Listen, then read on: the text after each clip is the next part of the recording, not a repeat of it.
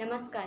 Great पुस्तकांची भेट या मालिकेत मी प्रणिता परमेश्वर तेलंग, यशवंत महाविद्यालयातील BSc प्रथम वर्षाची विद्यार्थिनी तुम्हा सर्वांचं स्वागत करते. मित्रांनो, एखाद्या पुस्तकावर किंवा कादंबरीवर बोलायची ही माझी पहिलीच वेळ आहे. तुम्ही सर्वजण मला प्रतिसाद द्याल आणि माझा उत्साह वाढवाल. एखादी व्यक्ती जिवंत आहे की नाही हे त्याच्या हृदयाच्या धडधडीवरून लक्षात येतं. त्याच पद्धतीने लोकशाही जिवंत आहे की नाही हे कळण्यासाठी निवडणुका महत्त्वाच्या आहेत. आपल्या लोकशाहीसाठी सुद्धा हा निवडणुकीचा काळ खूप महत्त्वाचा आहे. पण या ज्या निवडणुका आहेत, निवडणुकांमध्ये जो प्रचाराचा स्तर, प्रचाराची पातळी दिवसेंदिवस घसरत चालली आहे आणि एकंदरीत लोकांनी लोकांसाठी लोकांमार्फत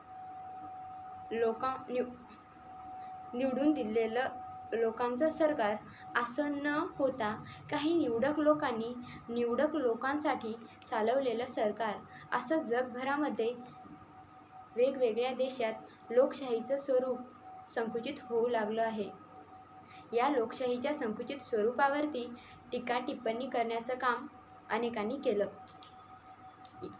पण याहीपेक्षा महत्त्वाचं म्हणजे मूलतः लेखक असलेल्या काही जागतिक श्रेष्ठ दर्जाच्या लोकांनी जगामधल्या भविष्यामध्ये येणाऱ्या लोकशाहीवर आपल्या कलाकृतीमधून भाष्य केलेलं आहे. या कलाकृतीपैकीच एक गाजलेली, जगातील श्रेष्ठ मानलेली कलाकृती म्हणजे जॉर्ज ऑरवेल यांची ॲनिमल फार्म. आणि आज ॲनिमल फार्मबद्दलच मी तुमच्याशी बोलणार आहे. मित्रांनो, एक गोष्ट लक्षात घ्या.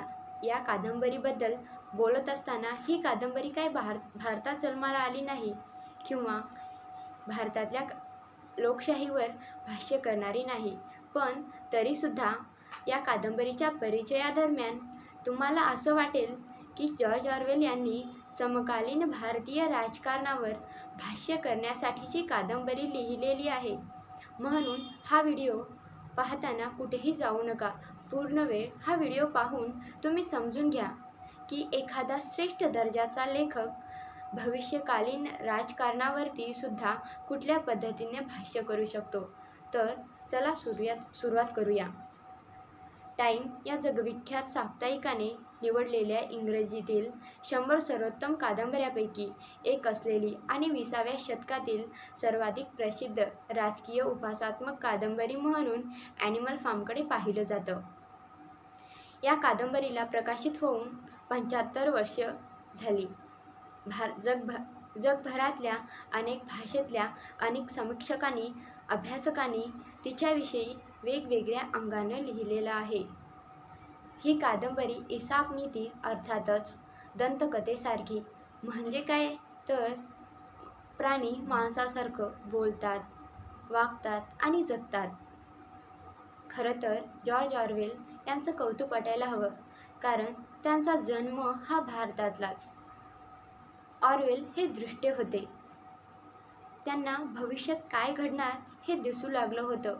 म्हणून त्यांनी 1943 मध्ये ॲनिमल फार्म लिहायला सुरुवात केली आणि 1944ला ती लिहून पूर्ण झाली. पण महायुद्ध चालू असल्यामुळे ती प्रकाशित करता येईना. तेव्हा 17 ऑगस्ट 1945ला त्यांनी ॲनिमल फार्म एकदाची प्रकाशित केली. कादंबरीचा विषय एकदम अफलातून, तिची मांडणीही भन्नाट आणि शैलीही जबरदस्त. त्यामुळे अल्पावधीतच ती लोकप्रिय झाली. या कादंबरीमध्ये एकूण 10 प्रकरणे आहेत.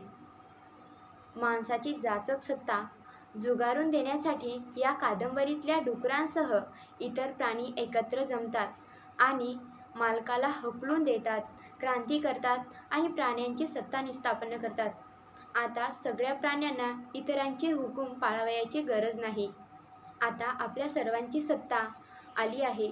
आता आपल्याला अच्छे दिन येणार, असा या कादंबरीतील डुकरं इतर प्राण्यांना सांगतात. इतर प्राणीही त्यांच्यावर विश्वास ठेवतात.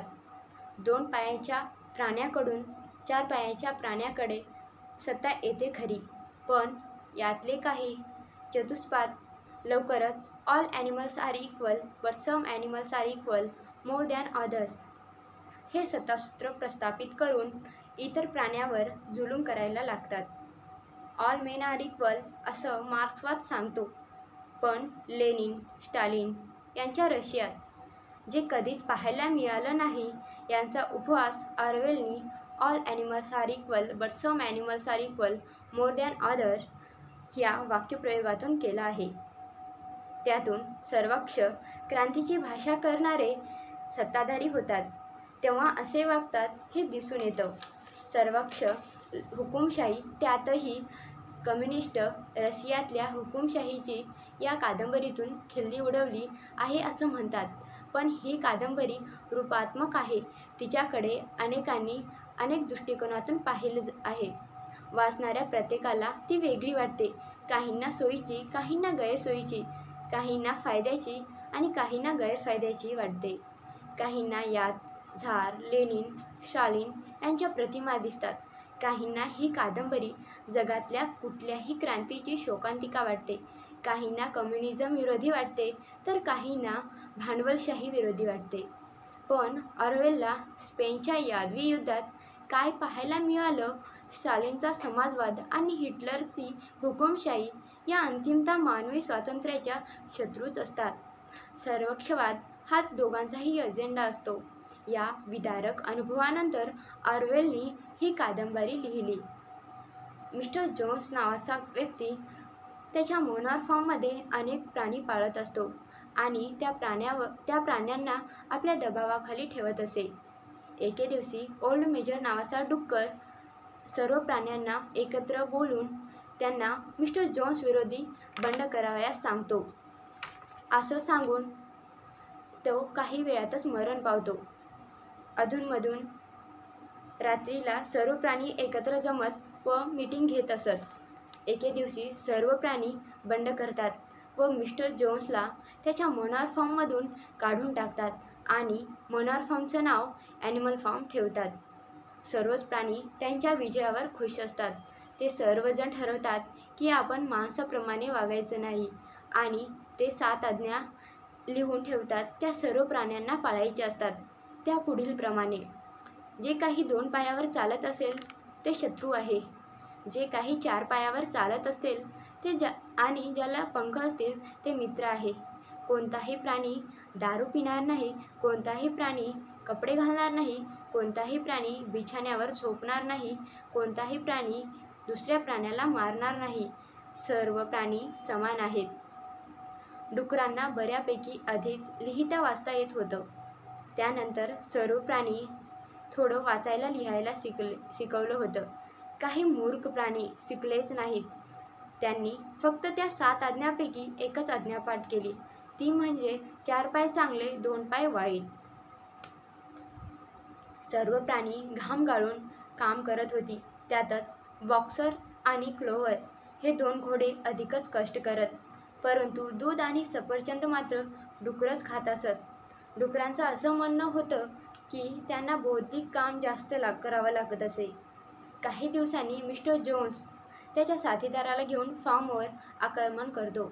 यात विजय मात्र प्राण्यांचाच होतो. तो सर्व प्राण्यांमध्ये ताकद येते कारण त्यांनी मिस्टर जोन्सला हरवले होते. काही दिवसातच स्नोबॉल आणि नेपोलियन या 2 डुकरांमध्ये मतमतांतरे व्हायला लागतात. स्नोबॉलचा पवनचक्कीचा आयडिया नेपोलियनला मान्य नसतो. यामुळे नेपोलियन स्नोबॉल विरुद्ध कट रचतो व स्नोबॉलला हकलून लावतो. यात नेपोलियननं पाळलेली कुत्रे त्याला जास्त मदत करतात. यानंतर स्नोबॉलचा आयडिया नेपोलियन वापरून सर्व प्राण्यांना पवनचक्की उभारण्यासाठी प्रोत्साहित करतो. नेपोलियनने कितीही वाईट काम केलं तरी स्क्विलर इतर प्राण्यांना ते चांगलंच आहे असं पटवून देत असे. पवनचक्कीमुळे या उन्हाळ्यात सर्व प्राण्यांना जास्त काम लागले. यात बॉक्सर जास्त काम करत असे. तो नेहमी म्हणत असे, मी अधिक काम करीन आणि नेपोलियन नेहमीच त्याच्याबरोबर असे.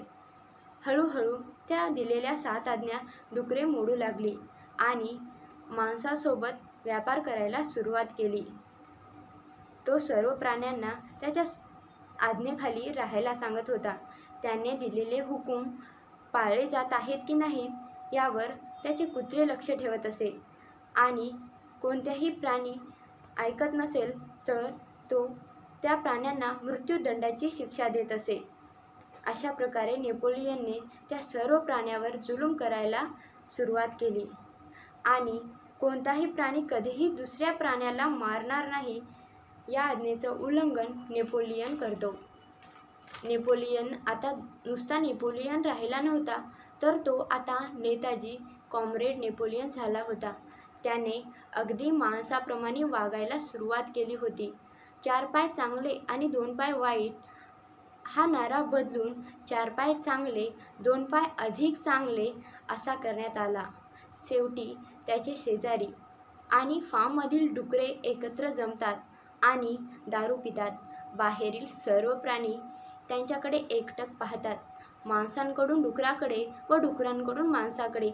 त्यांना कोण माणूस आणि कोण डुकर यातील फरक समजावयास अवघड जातं. आणि अशा प्रकारे ॲनिमल फार्मचं मनॉर फार्ममध्ये रूपांतर होतं. ही कादंबरी लिहिण्यामागे ऑरवेलचा दृष्टिकोन अधिक शाश्वत आहे, सत्य सांगण्याचा प्रयत्न करणारा आहे. All animals are equal but some animals are more equal than others हे या कादंबरीतलं विधान. भलेही मार्क्सवादाच्या उपहासातून आलेलं असलं तरी त्याची प्रचिती लोकशाही, समाजवाद, साम्यवाद, हुकुमशाही, एकाधिकारशाही अशा सर्वच शासन प्रणालीमध्ये येताना दिसते. माणसाच्या आजवरचा इतिहास हा विधानाला बळकटी देणाराच आहे. सध्या आपल्या समाजात देखील ऑरवेलच्या कादंबरीतील पात्र पाहायला मिळतात. जसे की 1977 साली जेव्हा नागरिकावर अन्याय होतो तेव्हा सर्वजण एकत्र येतात आणि तेथील सत्ता पालटून टाकतात. काही दिवस सर्वजण खुश असतात. जनतेचा बऱ्याच प्रमाणात विकास केला जातो. सर्वांना वाटते की आता आपले अच्छे दिन येणार, पण प्रत्यक्षात मात्र असं होत नाही. जसे की कादंबरीतील आज्ञा हळूहळू बदलल्या जातात त्याचप्रमाणे समाजात देखील कायदा आणि नियम बदलले जात आहेत. मग ते इलेक्शन कमिशनर नेमवायची कमिटी यात केलेले बदल असतील किंवा एखाद्या नागरिकाने गुन्हा केलाय हे सिद्ध होण्याच्या आधीच त्याला तुरुंगात टाकायचे नियम असतील. अलीकडे तर चक्क संविधान बदलण्याचा प्रस्ताव मांडला. असंच स्क्विलर ज्याप्रमाणे नेपोलियनने काही चुकीचे केले तरी तो इतर प्राण्यांना सांगत असे हे चांगलंच आहे किंवा त्याची माहितीच होऊ देत नसे. हे स्क्विलरचं कार्य आज वेगवेगळ्या माध्यमातून पार पाडलं जात आहे. मग तो इलेक्टोरल बॉन्ड स्कॅम असेल किंवा इतर काही. जगात आदर्श स्वरूपाची लोकशाही कुठेच नाही. लोकशाहीच्या नावाखाली हुकुमशाही, एकाधिकारशाही, झारशाही जगातल्या अनेक देशांमध्ये पाहायला मिळते. अर्थात आदर्श लोकशाही ही काल्पनिकच. ज्याप्रमाणे ॲनिमल फार्म या कादंबरीमध्ये सांगण्यात आले आहे की अगदी त्याचप्रमाणे आणि आपल्या देशात राज्यात राजकारणाचा स्तर घसरला आहे.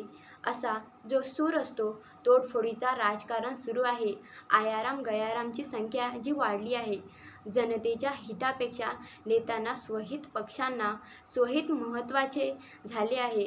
हे सगळं दूर होऊन जनतेच्या भल्यासाठीच लोकशाहीचा विचार करणारे नेतेपक्ष आपल्या देशासह जगभरामध्ये तयार व्हावेत यासाठी सुशिक्षित तरुणांनी राजकारणामध्ये देखील यायला हवं. हा डॉक्टर बाबासाहेब आंबेडकर यांचा संदेश आपण नक्कीच घ्यायला पाहिजे.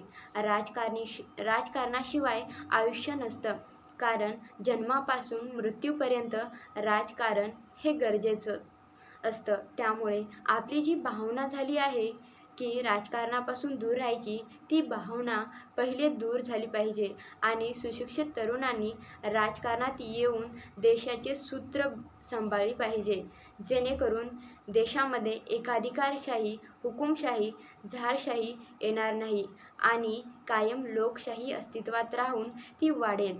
याचा विचार तुमच्यासारख्या, माझ्यासारख्या तरुणांनी केला पाहिजे. एवढा विचार आजची तरुणाई आपली पिढी करेल एवढीच अपेक्षा करते आणि इथेच थांबते. धन्यवाद.